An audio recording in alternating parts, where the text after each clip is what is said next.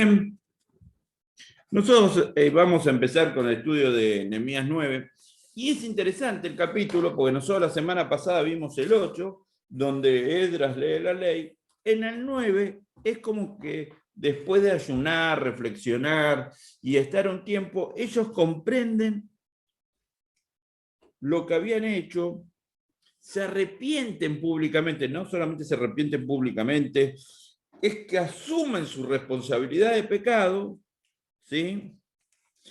Y hacen un pacto, una oración, que en ese pacto y en esa oración, por lo menos para mí, hay 5 realidades que hablan sobre Dios, 5 cosas que Dios hizo, que ellos reconocen que Dios hizo, y que al final del capítulo van a decir, los equivocados somos nosotros. Lo primero que dice, para mí, que Dios hace y que Dios hizo en esa época y hace en esta época, es que Dios cumple su palabra.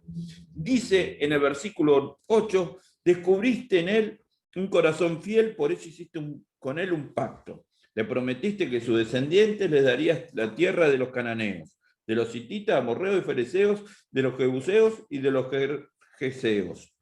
Cumpliste tu palabra, porque eres justo. La primera realidad que no podemos olvidar en cualquier situación que estemos pasando es que Dios cumple su palabra. Lo que Dios promete no está condicionado a la circunstancia que yo esté viviendo. Dios es fiel en su palabra. Porque es justo. No nos demos, no, nosotros a veces solemos hacer promesas a la gente, le decimos, bueno, yo te voy a dar esto, pero sí. No, Dios prometió y Dios cumplió. Dios cumple. En Nehemías, todo el capítulo 9 es una gran oración larga donde cuenta cómo se inició el pueblo, las vivencias con Abraham, con Moisés y todo lo que fue haciendo el pueblo. Y queda algo claro. Dios cumple su palabra. En la palabra de Dios hay miles de promesas. Dios cumple su palabra. Dios es fiel. Es justo.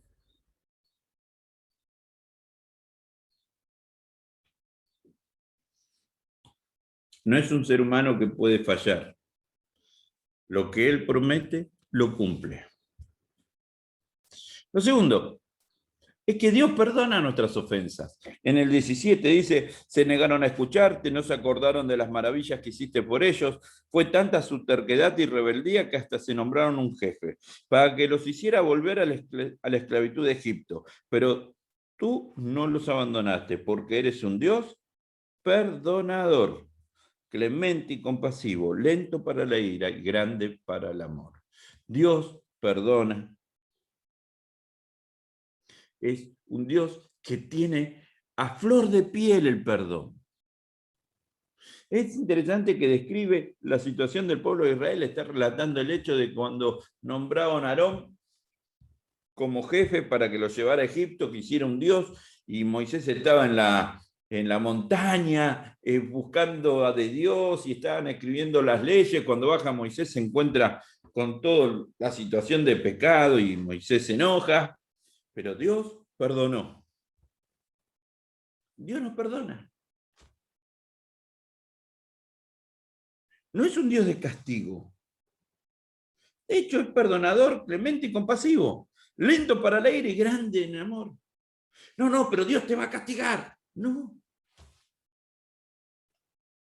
Como Dios perdona, hay que aclarar algo. También Dios es un Dios justo, como dijimos hace un ratito. Dios permite que vivamos la consecuencia de nuestro pecado, pero perdona nuestro pecado.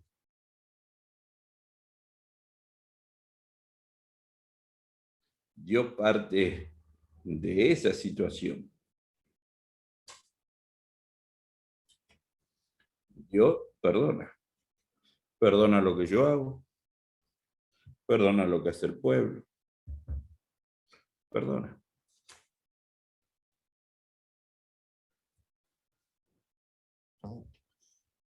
Con el tema de perdona es que a veces, muchas veces nosotros no nos perdonamos nosotros lo que hicimos. O no perdonamos a otros. Por eso nos sentimos el perdón de Dios. Recuerden que el Padre Nuestro en su oración dice claramente, Señor, perdónanos como nosotros perdonamos a nuestros ofensores, a los que nos ofenden. Lo que está diciendo es, el perdón de Dios yo lo siento a medida que yo perdono al otro. Cuanto más perdono al otro, más siento el perdón de Dios. Pero Dios perdona. No está condicionado a una acción mía. Dios perdona. Si yo me arrepiento y le digo, bueno, Señor, te pido perdón por esto, Dios perdona. Y ahí surge la tercera característica o la tercera cosa sobre Dios. Dice en el 17, tú no lo abandonaste. Y en el 19 va a decir, tú no lo abandonaste en el desierto porque eres un Dios compasivo. Jamás apartó de ellos la columna de nube que los guía de día y por el camino, ni dejó de alumbrarlo la columna de fuego que de noche le mostraba dónde ir. La tercera característica es que Dios no nos abandona. Dios no es un Dios que abandona a su pueblo, a las personas que Él llamó. Dios no abandona.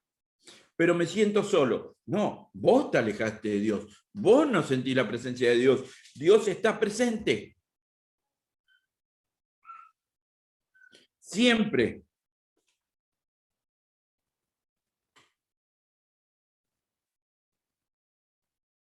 Pero mi situación particular, Dios está presente. Siempre.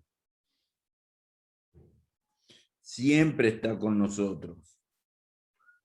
Con el pueblo los guiaba con la nube de día y con el fuego de noche. Les daba codornices. Dios está presente.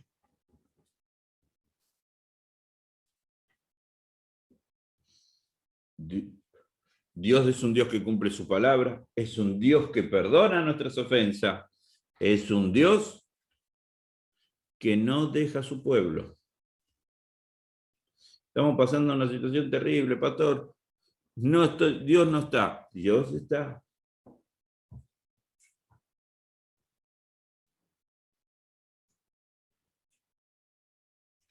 Dios no está en un templo encerrado, ni en un ritual,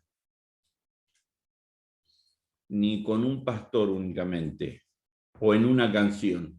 Dios está presente. Dios es un Dios activo, es un Dios que participa, que acompaña a su pueblo.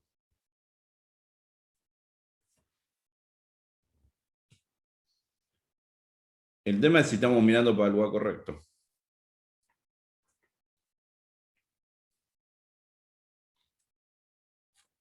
Si nosotros estamos esperando constantemente o buscando constantemente que Dios haga siempre lo mismo, por ahí nunca lo vemos. Pero Dios está presente. Dios es un Dios presente. Como es un Dios presente, la cuarta realidad de Dios que marca el pasaje es que Dios nos guía con su espíritu. Dice el 20, con tu buen espíritu les diste entendimiento. No le quitaste tu maná. De la boca les diste agua para calmar su sed.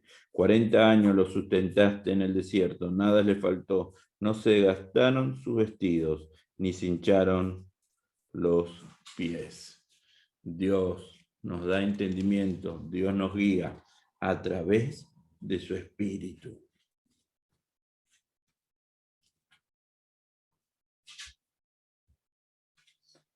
Nosotros, si dejamos que realmente el Espíritu Santo obre en nosotros, dejamos que Dios se manifieste en nosotros, Dios nos da entendimiento, Dios nos guía, Dios está presente, Dios es un Dios perdonador, es un Dios fiel, que es el último punto, dice en el versículo 32 al 33. Ahora, Dios nuestro, Dios grande, temible, poderoso, que cumples el pacto, eres fiel No tengas en poco los sufrimientos que han padecido nuestros reyes, gobernantes, sacerdotes y profetas, nuestros padres y todo tu pueblo, desde los reyes de Asiria hasta hoy. Tú has sido justo en todo lo que nos ha sucedido, porque actúas en fidelidad. Nosotros, en cambio, actuamos con maldad. Dios es un Dios fiel. Él actúa justamente. Él actúa como se corresponde. Él actúa como debemos actuar. Cuando nosotros estamos en una situación difícil, compleja, una situación que se está viviendo en el país generalmente hoy, con la situación de pandemia, con la situación económica, generalmente empezamos a dudar lo primero de Dios. Y hay una realidad, Dios está presente, Dios tiene estas 5 realidades, que Dios cumple su palabra, Dios perdona, Dios no abandona, su espíritu nos guía y Dios es fiel, a pesar de lo que nos digan, a pesar de la situación. Cuando yo pongo toda mi expectativa en un comportamiento o una figura humana o una figura eclesial o en un lugar físico, pierdo la idea de Dios. De hecho, si ustedes leen la historia de Israel, que está contando este pasaje, dice que el pueblo de Israel estuvo en el desierto y cuando Moisés estuvo 40 días en la montaña con Dios, le entró una crisis y empezaron a buscar a alguien que los guíe, eligieron a Aarón y cometieron pecado. Cuando yo me pongo solo la mirada en las estructuras humanas, en las estructuras que me convencen, en las estructuras que a mí me gustan, en lo que yo siento, me alejo de Dios. Porque mi mirada tiene que estar en Dios, porque es Dios el que hace esto, no los hombres. Es Dios el que cumple su palabra, el Dios es el que perdona, es Dios el que no me abandona, es Dios el que me guía. Y es Dios el que es fiel a pesar de mis actitudes. Pero cuando yo empiezo a ver otras realidades y empiezo a elegir a creer solamente en partidos políticos, a creer en seres humanos, a creer en estructuras humanas o en mi situación económica, toda crisis se convierte en penumbra. Toda crisis se convierte en una situación difícil. Porque mi mirada no está en Dios.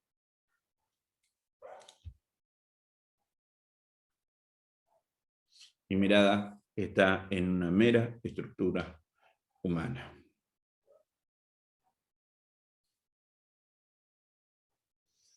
¿Es difícil no cantar?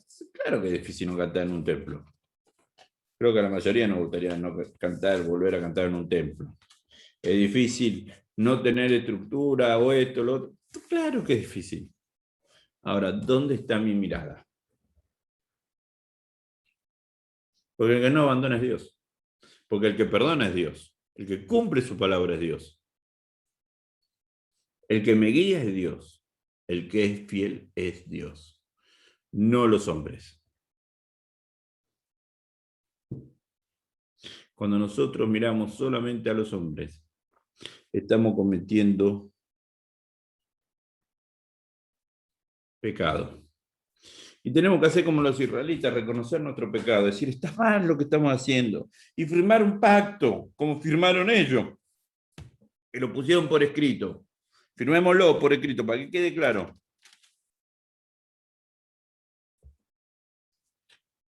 Dios es fiel. Dios perdona. Dios guía. Dios no nos abandona. Dios cumple su palabra. Pongamos la mirada en Él. Busquémoslo a Él, que es el único que cumple su palabra.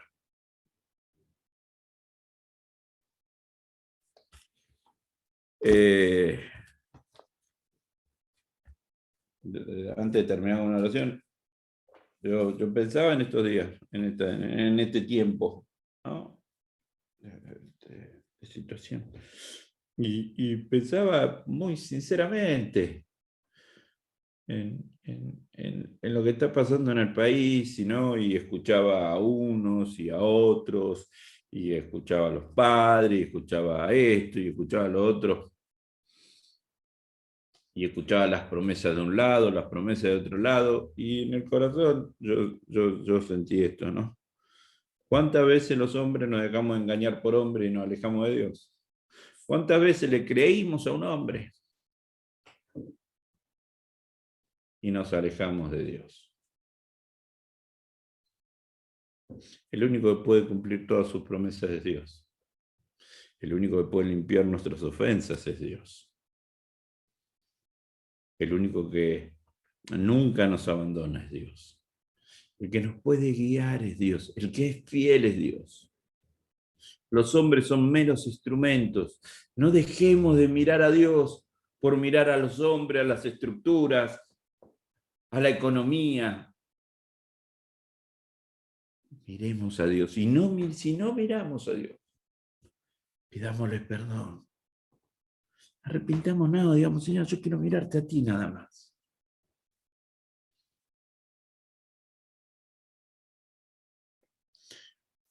Lo bueno del Zoom es que uno puede silenciar, ¿no? Y hace un monólogo eterno, decía un profesor, ¿no? A veces es como el Zoom, la relación nuestra con Dios, ¿no? A veces lo queremos ver y entonces prendemos la cámara. A veces no lo queremos ver y no prendemos la cámara. A veces, como hacemos algunos, cuando tenemos que estar en 2 clases a la vez, prendemos 2 Zoom y ponemos las 2 clases, bajamos el volumen y estamos diciendo otra cosa. Y así hacemos con Dios a veces. A pesar de eso, Dios sigue siendo fiel. Dios sigue estando con nosotros. Lo que espera es nuestro arrepentimiento. No cometí pecado, pero si no estabas mirando a Dios, cometiste pecado. Si Dios no es tu centro, cometiste pecado. Si Dios no fue tu principal objetivo en la vida y tu objetivo fue tener una linda familia y que está bien, pero es pecado. Solo pensar en la familia. Es pecado. Solo pensar en una iglesia. Es pecado. Aspirar a tener economía o situación. Porque cuando no miramos a Dios y miramos otra cosa, estamos pecando. Nuestra mirada tiene que estar en Dios, porque es el que cumple, es el que perdona, es el que no abandona, es el que da entendimiento, es el que es fiel. Por eso, solo a Él tienen que estar nuestros ojos, solo a Él tiene que estar nuestra mirada, porque es Él el que obra. Oramos. Señor nuestro Dios, en esta mañana de este tiempo tan especial como país, te pedimos que tú obres en nuestra vida, que perdones nuestras ofensas, que tú proveas, guíes, sostengas, limpies, Señor, nuestras ofensas. Guíanos a tomar las decisiones correctas. Acompáñanos a cada uno de nosotros. Bendice a los que no pudieron estar. Bendice a los que están escuchando por primera vez este mensaje. Que todos podamos mirarte a ti. En nombre de Jesús. Amén.